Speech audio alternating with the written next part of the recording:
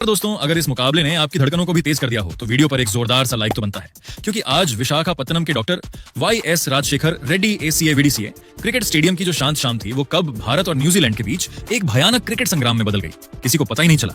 Series का चौथा T20 मुकाबला था और सामने थी दुनिया की दो सबसे खतरनाक टीमें। टॉस जीते ही न्यूजीलैंड के कप्तान मिचेल सेंटर ने एक बार फिर वही पुराना दांव खेला, पहले बल्लेबाजी। लेकिन दोस्तों, मैच के आखिर में जो हुआ उसने अच्छे अच्छों की सोच हिला दी। नीली लहरों के किनारे बसे इस खूबसूरत स्टेडियम में जैसे ही कीवी टीम बल्लेबाजी के लिए उतरी, स्टैंड्स में बैठे हजारों भारतीय फैंस ने माहौल को पूरी तरह इंडिया इंडिया कर दिया। न्यूजीलैंड की ओर से डेवन कॉनवे और टिम सीफर्ड की सलामी जोड़ी पूरे आत्मविश्वास के साथ क्रीज पर आई, लेकिन सामने खड़े थे भारतीय गेंदबाजी के सबसे बड़े योद्धा जसप्रीत बुमराह। बुमराह ने पहली ही गेंद से यह साफ कर दिया कि आज रन बनाना कोई आम काम नहीं होने वाला। सटीक लाइन, खतरनाक लेंथ और चेहरे पर वही शांत शिकारी वाला भाव। नतीजा ये कि पहले ओवर में सिर्फ 2 रन और न्यूजीलैंड पर तुरंत मानसिक दबाव। हालांकि डेवन कॉनवे आज अलग ही मूड में दिख रहे थे। शुरुआती कसाव झेलने के बाद उन्होंने गियर बदलने का फैसला किया।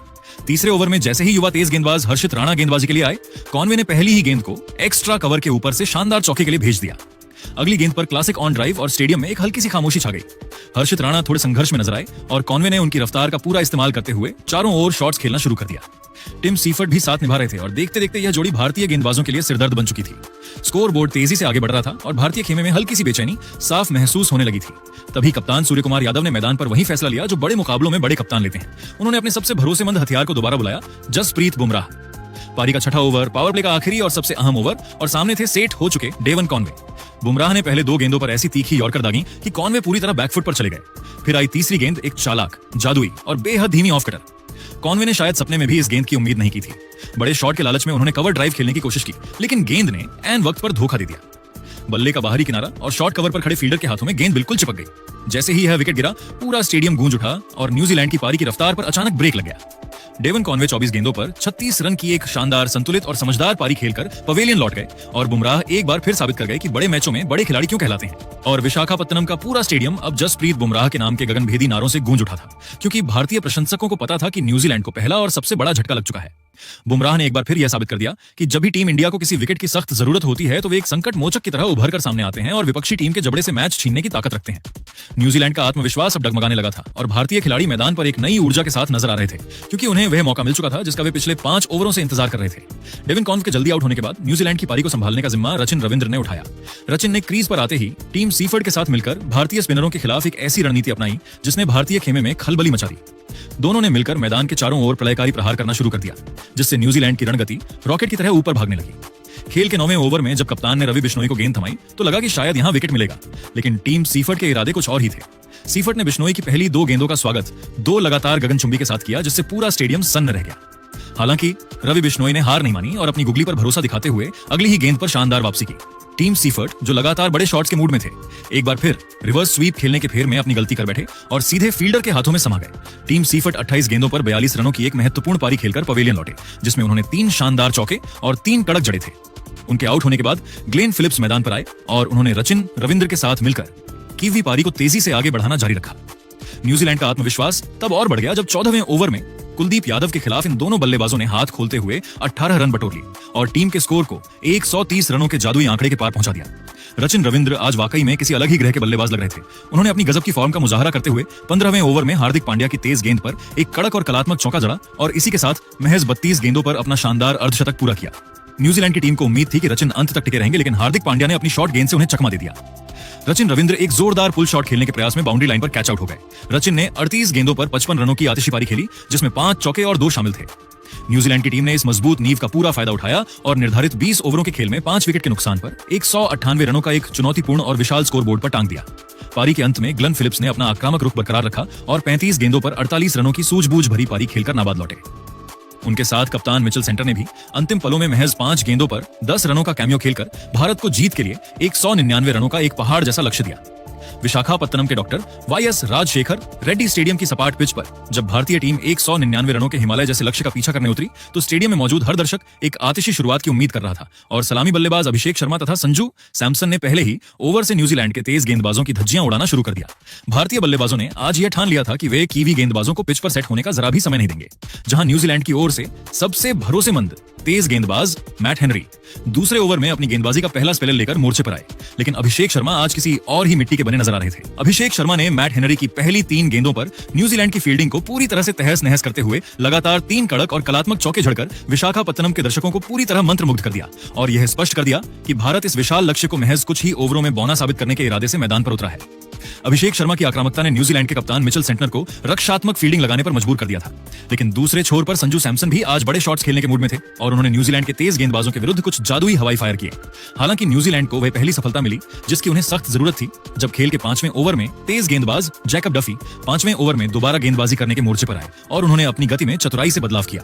संजू सैमसन जैकब डफी की उस तेज और उछाल भरी गेंद को बाउंड्री के बाहर भेजने के प्रयास में अपनी टाइमिंग खो बैठे, जिससे संजू सैमसन हवाई शॉट खेलने के प्रयास में 14 गेंदों पर 22 रनों की एक संक्षिप्त मगर विस्फोटक पारी खेलकर आउट हो गए। उनकी इस पारी में 2 शानदार चौके और 2 गगनचुंबी शामिल थे। संजू सैमसन के आउट होने के बाद विशाखापत्तनम के मैदान पर ईशान किशन की एंट्री हुई और उन्होंने अभिषेक शर्मा के साथ मिलकर न्यूजीलैंड के गेंदबाजों के लिए साक्षात्कार काल बनने का काम शुरू कर दिया। इन दोनों बाएं हाथ के बल्लेबाजों ने मिलकर न्यूजीलैंड के स्पिन आक्रमण को निशाने पर लिया और मैदान के चारों ओर रनों की ऐसी मूसलाधार बारिश की कि कीवी गेंदबाज दिशाहीन नजर आने लगे।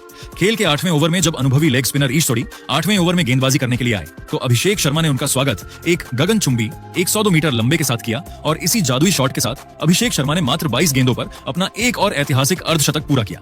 पूरा स्टेडियम अब अभिषेक शर्मा के सम्मान में खड़ा होकर तालियों की गड़गड़ाहट के साथ उनका अभिवादन कर रहा था, क्योंकि उनकी इस निडर बल्लेबाजी ने न्यूजीलैंड के जीत के अरमानों को पूरी तरह से धूल में मिला दिया था और भारत अब एक और अविश्वसनीय जीत की ओर तेजी से कदम बढ़ा रहा था। विशाखापत्तनम के मैदान पर अभिषेक शर्मा की तूफानी बल्लेबाजी के दम पर भारतीय टीम अब एक विशाल जीत की ओर तेजी से कदम बढ़ा रही थी और न्यूजीलैंड के गेंदबाज असहाय नजर आ रहे थे, लेकिन न्यूजीलैंड के स्पिनरों ने हार नहीं मानी और मध्य ओवरों में अपनी फिरकी के जाल से मैच में वापसी करने की सफल कोशिश की। खेल के 12वें ओवर में न्यूजीलैंड के कप्तान मिचेल सेंटनर 12वें ओवर में खुद दोबारा गेंदबाजी करने के मोर्चे पर वापस आए, जहां उन्होंने अपनी अनुभवी स्पिन का जादू बिखेरना शुरू किया और अभिषेक शर्मा, जो उस समय न्यूजीलैंड के लिए सबसे बड़ा खतरा बने हुए थे, उन्हें अपनी एक लूप वाली जादुई गेंद पर फंसा लिया। अभिषेक शर्मा उस गेंद की उड़ान को पढ़ने में मामूली सी चूक कर बैठे और एक और विशाल बड़ा शॉट खेलने के प्रयास में गेंद को सीधे बाउंड्री पर खड़े फील्डर के हाथों में दे बैठे, जिससे अभिषेक शर्मा 35 गेंदों पर 62 रनों की एक अत्यंत विनाशकारी पारी खेलकर आउट हो गए। उनकी इस यादगार पारी में 6 शानदार चौके और 4 गगनचुंबी शामिल थे। अभिषेक शर्मा के आउट होने के तुरंत बाद दुनिया के सबसे खतरनाक बल्लेबाज और भारतीय कप्तान सूर्यकुमार यादव क्रीज पर आए और उन्होंने न्यूजीलैंड के गेंदबाजों पर दबाव कम नहीं होने दिया, जहां उन्होंने ईशान किशन के साथ मिलकर पारी को बहुत ही समझदारी के साथ आगे बढ़ाया और मैच को अंतिम ओवरों के रोमांच तक पहुंचाया।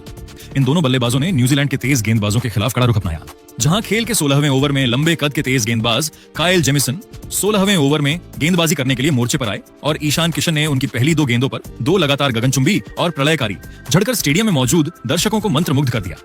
ईशान किशन आज बहुत ही शांत और एकाग्र लय में नजर आ रहे थे और वह तेजी से अपनी एक और अर्धशतकीय पारी की ओर बढ़ रहे थे, जिससे न्यूजीलैंड के खेमे में एक बार फिर सन्नाटा छाने लगा था। हालांकि न्यूजीलैंड की टीम ने एक बार फिर अपने सबसे मुख्य हथियार मैट हेनरी को मोर्चे पर लगाया, जो खेल के 17वें ओवर में अपनी गेंदबाजी का निर्णायक स्पेल डालने के लिए वापस आए। मैट हेनरी ने ईशान किशन की आक्रामकता को भांपते हुए अपनी गति में गजब का मिश्रण किया और एक बहुत ही सटीक तथा अत्यंत धीमी गति की गेंद फेंकी, जिसे ईशान किशन सही तरह से टाइम करने में पूरी तरह नाकाम रहे। ईशान किशन उस गेंद पर एक और बड़ा कवर ड्राइव खेलने के प्रयास में गेंद को हवा में लहरा बैठे और कवर पर तैनात फील्डर ने पीछे की ओर दौड़ते हुए एक शानदार कैच लपक लिया, जिससे ईशान किशन मात्र 5 रन से अपने अर्धशतक से चूक गए और 26 गेंदों पर 45 रनों की एक अत्यंत प्रभावशाली पारी खेलकर आउट हो गए। उनकी इस आतिशी पारी में 4 कड़क चौके और 3 शानदार शामिल थे। ईशान के इस विकेट ने मैच में एक नया रोमांच पैदा कर दिया था, क्योंकि भारत को अब भी अंतिम कुछ ओवरों में जीत के लिए कड़े संघर्ष की जरूरत थी और सारा दारोमदार अब कप्तान सूर्यकुमार यादव और उपकप्तान हार्दिक पांड्या के कंधों पर आ चुका था। विशाखापत्तनम के डॉक्टर वाई.एस. राजशेखर रेड्डी स्टेडियम में समुद्र की लहरों से आती ठंडी हवाएं अब थम सी गई थी और पूरा वातावरण एक अजीब सी बेचैनी और रोमांच से भर गया था, क्योंकि यह मैच अब अपने उस अंतिम और रोंगटे खड्डे कर देने वाले पड़ाव पर पहुंच चुका था, जहां हर गेंद पर इतिहास लिखा जा रहा था। भारतीय प्रशंसकों के दिलों की धड़कनें तेज हो चुकी थी, क्योंकि भारत को अंतिम 12 गेंदों पर जीत के लिए 24 रनों की कठिन दरकार थी और न्यूजीलैंड के गेंदबाज अब अपनी पूरी ताकत झोंक रहे थे। क्रीज पर भारतीय कप्तान सूर्यकुमार यादव 18 गेंदों पर 32 रन पर नाबाद रहकर एक चट्टान की तरह मोर्चा संभाले हुए थे और उनके साथ उपकप्तान हार्दिक पांड्या न्यूजीलैंड के गेंदबाजों पर प्रलय बनकर टूटने के लिए पूरी तरह तैयार थे। खेल के 19वें ओवर में न्यूजीलैंड के कप्तान मिचेल सेंटनर ने लंबे कद के तेज गेंदबाज कायल जेमिसन को 19वें ओवर में गेंदबाजी करने के लिए मोर्चे पर बुलाया, ताकि वह अपनी अतिरिक्त उछाल से भारतीय बल्लेबाजों को परेशान कर सकें। हालांकि हार्दिक पांड्या ने पहली ही गेंद पर न्यूजीलैंड के इरादों को पूरी तरह से ध्वस्त कर दिया, जहां उन्होंने जेमिसन की एक तेज गति की गेंद को भांपते हुए लॉन्ग ऑन की दिशा में एक अविश्वसनीय और विशाल 100 मीटर का झड़कर समीकरण को काफी आसान कर दिया। हार्दिक के इस एक प्रलयकारी शॉट ने विशाखापत्तनम के पूरे स्टेडियम को जोश और उमंग से भर दिया था और न्यूजीलैंड के खेमे में साफ तौर पर खौफ देखा जा सकता था, क्योंकि इस ओवर में भारत ने 15 रन बटोरकर मैच को अपने पक्ष में झुका लिया था। अब अंतिम ओवर में भारत को सीरीज में 4-0 की अजय बढ़त बनाने और इस रोमांचक जीत को हासिल करने के लिए महज 9 रनों की जरूरत थी और न्यूजीलैंड के कप्तान ने एक बार फिर गेंद जैकब डफी को थमाई, जो 20वें ओवर में अपनी गेंदबाजी का निर्णायक कोटा पूरा करने के लिए आए थे। पहली गेंद पर एक सिंगल आने के बाद सूर्य कुमार यादव स्ट्राइक पर आए और उन्होंने डफी की दूसरी ही गेंद पर अपनी कलाइयों का जादुई मुजाहरा पेश करते हुए शॉर्ट फाइन लेग के ऊपर से एक दर्शनीय और कलात्मक चौका लगाया, जिसने न्यूजीलैंड के फील्डरों को महज एक दर्शक बना दिया। दबाव अब पूरी तरह से जैकब डफी पर था और सूर्य कुमार यादव ने अपनी अनुभव और शांत प्रवृत्ति का परिचय देते हुए चौथी गेंद पर एक फुर्तीला और तेजी से भरा सिंगल लेकर भारत को 5 विकेट के नुकसान पर 199 रनों के विशाल स्कोर तक पहुंचाकर एक ऐतिहासिक और यादगार जीत दिला दी। विशाखापत्तनम का यह खूबसूरत मैदान भारतीय टीम की इस अविश्वसनीय शानदार जीत और न्यूजीलैंड की इस श्रृंखला में लगातार चौथी हार का मूक गवाह बना, जहां जैसे ही विनिंग शॉट लगा वैसे ही हजारों प्रशंसकों ने अपनी सीटों से उठकर इंडिया इंडिया के नारों से आसमान को गूंजायमान कर दिया। उनको भारत ने इस रोंगटे खड़े कर देने वाले मुकाबले को 5 विकेट से जीतकर सीरीज में 4-0 की एक अभूतपूर्व बढ़त बना ली, जहां कप्तान सूर्य कुमार यादव 22 गेंदों पर 42 रनों की एक अत्यंत जिम्मेदाराना पारी खेलकर नाबाद लौटे और उनके साथ हार्दिक